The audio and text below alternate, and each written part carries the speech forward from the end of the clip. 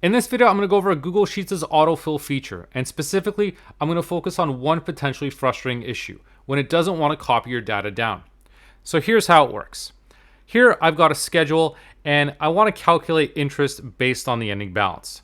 So what I'm going to do is in this cell here, I'm going to reference the ending balance, multiply it by 0.05 for 5%, and I've got my interest. Now, if I select that cell, double click here on this corner, that'll copy that formula down.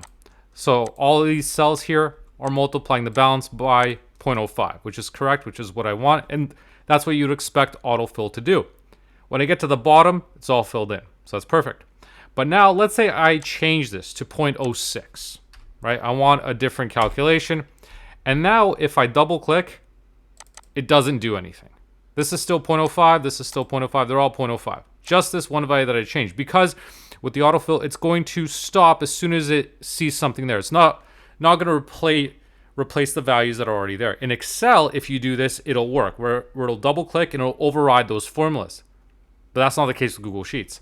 Unless I actually deleted this and copied this down again, it's not going to work. Obviously, I could drag it down, but that's not what you want to happen. That's the whole point of autofill. You don't have to do that.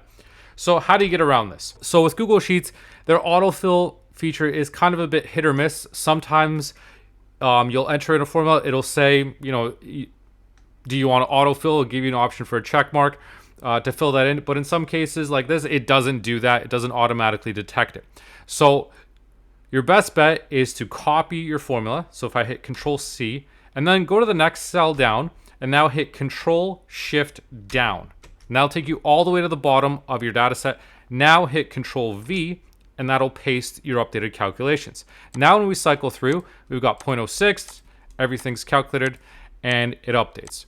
So that's your best bet when dealing with this type of issue in Google Sheets when you want to copy your data, because their autofill feature for some reason is a bit inconsistent. Sometimes it'll correctly detect it. Even within a table, it'll work. Sometimes it won't.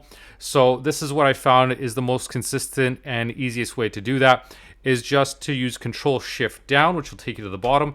And if you want to go to the top, Control Shift up will do that as well. So it's a good way to go to the bottom or the top of your data set, depending on how you want to copy your values. And obviously this works for left and right as well. So it's a good shortcut key to use, especially if you're frustrated with autofill not working or not copying your values properly. So that's how you can get around this issue in Google Sheets. If you did like this video, please make sure to leave a like and subscribe for more. Thanks for watching.